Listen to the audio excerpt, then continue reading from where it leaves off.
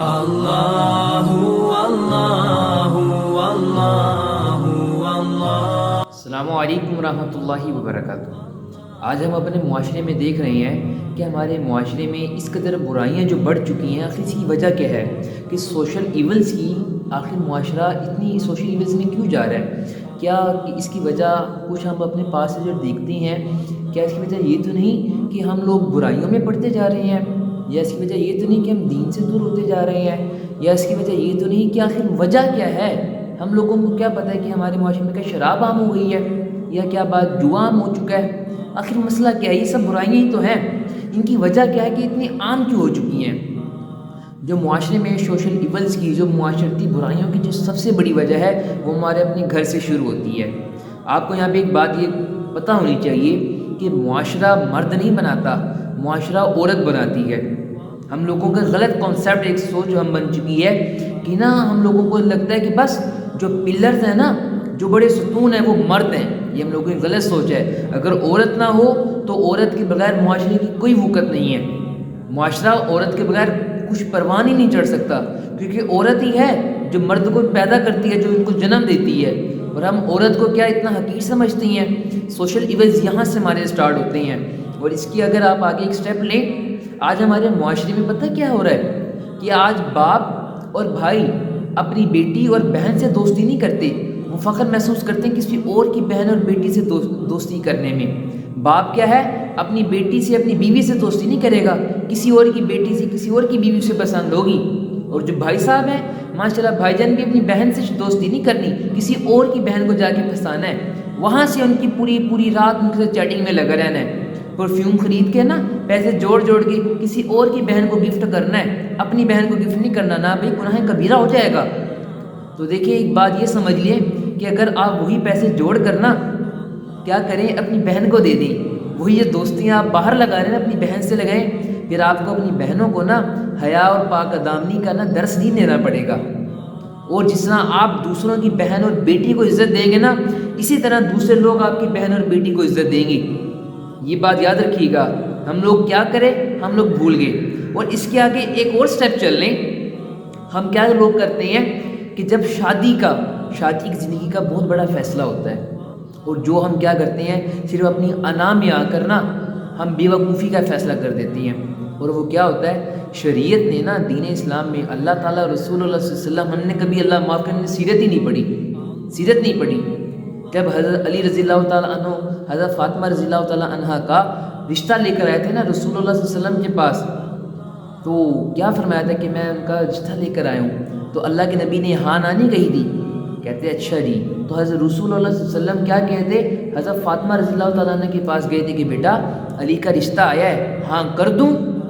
یہ اللہ کی قسم، یہ ہمیں بتانے کے لیے تھا کہ جب تمہاری بیٹی کا رشتہ آئے تو اس سے پوچھنا ضرور، ایسے نہیں اب نہیں یہ کہ میرے ماموں کا بیٹا، یہ میری کزن پھوپھو کا بیٹا، یہ میرے چچا کا بیٹا، میرے تایا کا بیٹا، نہیں بھائی آگ لگاؤ ان سب رشتوں کو۔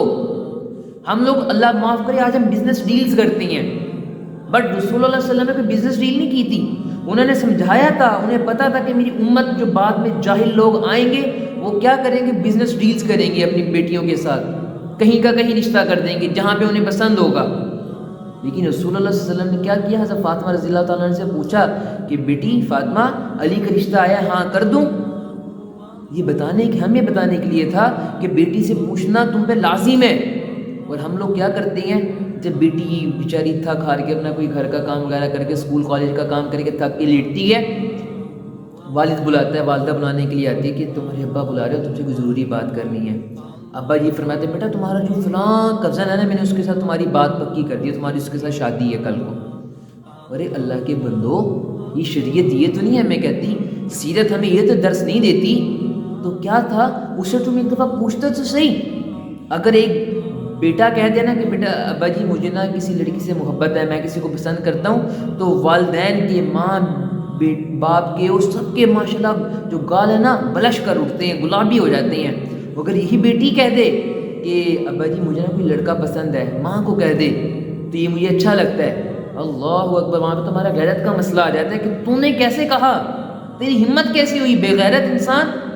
ہم تو یہاں پہ آ جاتے ہیں، اللہ معاف کر دے، ہم تو سمجھتے ہیں جیسے اس نے کوئی گناہ کبیرہ کر دیا، شرک سے بھی بڑا گناہ ہم سمجھتے ہیں، اللہ معاف فرمائے۔ تو دیکھیں اگر یہ دیکھو اگر اس نے لیمٹس کراس نہیں کی، اگر وہ غلط کام نہیں کرتی، شریعت نے اسے حق دیا ہے۔ اب دیکھیں اگر وہ لڑکی کسی کو پسند کرتی ہے، لائک کرتی ہے، تو یہ غلط نہیں ہے۔ تو آپ والدین کا کیا کام ہے؟ والدین دیکھیں اگر وہ لڑکا اچھا ہے تو کیا پھر اس سے نکاح کریں۔ اب اللہ معاف میں آج ہمارے معاشرے میں کیا ہے، دونوں ایکسٹریم لیولز تک ہیں۔ والدین جو ہیں وہ اولاد کی نہیں سنتی، اور اولاد ہیں وہ والدین کی نہیں سنتے۔ تو ہوا کیا، یہ معاشرے کی تباہی کا اثر ہوا ہے۔ جب والدین نہیں کرتے نا، اپنی اولاد کی نہیں مانتے، تو اولاد بگڑتی ہے۔ اولاد جب والدین کی نہیں مانتے تو اولاد بھی بگڑ جاتی ہے، دونوں پھر غلط اس میں ہیں۔ جب اولاد نہیں مانتی تو وہ بھاگ کر شادی کر لیتے ہیں، کورٹ میرجز کر لیتے ہیں، یہ ڈائیورس ہو جاتی ہے۔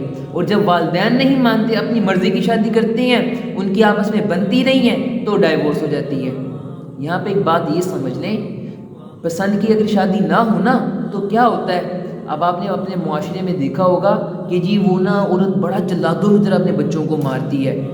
اب ایک بات یہ سمجھ لیجئے گا، اگر پسند کے شوہر کے بچے ہوتے ہیں نا، بیوی کبھی اس عورت وہ اپنے بچوں کو نہیں مارتی، یہ بتانا ہوتا ہے کہ میری پسند کا شوہر نہیں ہے۔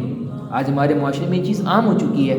ہم لوگ کیا کرتے ہیں کہ بس جی ہم نے اپنی پسند کی نا منڈے سے اپنی بیٹی کی شادی کرنی ہے، پھر دادا صاحب جا کے دعا کرنے کہ اللہ تعالیٰ ہمارا جو ہے نا جی داماد ہے اس کو ہماری بیٹی سے محبت ہو جائے، لعنت بھیجو یار ایسے لوگوں پر، کہاں پہ ہماری عقل چلی گئی؟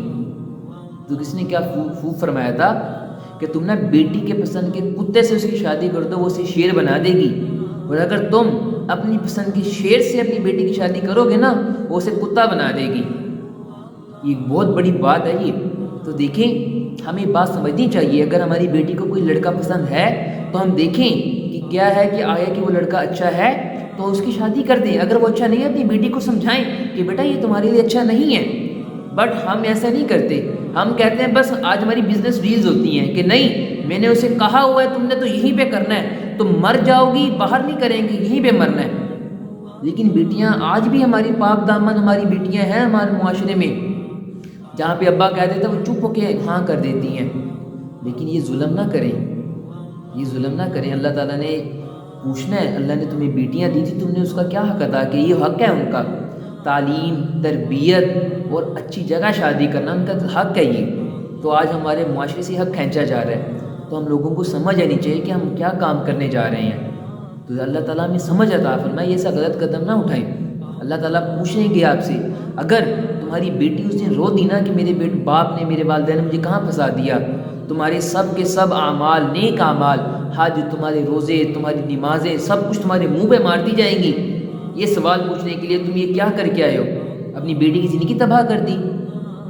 تو دیکھیں اپنی بچی سے نا جب کوئی رشتہ لے کر آؤ کہ بیٹا تمہارا یہ تمہیں لڑکا پسند ہے، اگر وہ ہاں کہے تو کیا کرو، ایک دفعہ قرآن پاک سے ہاتھ رکھ کے نا پوچھ لو کہ بیٹا قرآن پاک پہ ہاتھ رکھ اور پھر کہے بتا تو یہ لڑکا منظور ہے؟ تو ہمیں اس طرح یہ کام کرنا چاہیے۔ کہاں پہ ہم لوگوں کی اللہ معاف کر دے عقل ماری گئی ہے، کچھ نہیں ہمیں سمجھ آ رہا۔ اللہ تعالیٰ سے دعا ہے کہ اللہ تعالیٰ نے اس کو سمجھنے کی اور عمل کرنے کی توفیق عطا فرمائے۔ السلام علیکم ورحمۃ اللہ وبرکاتہ۔